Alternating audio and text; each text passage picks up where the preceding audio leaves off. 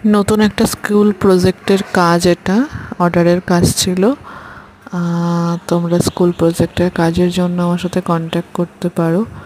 আমার নাম্বার 6295530829।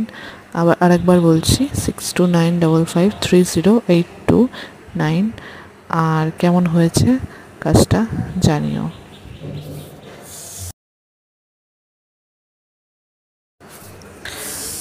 একটা hand পেইন্টের class শুরু করতে চলেছি।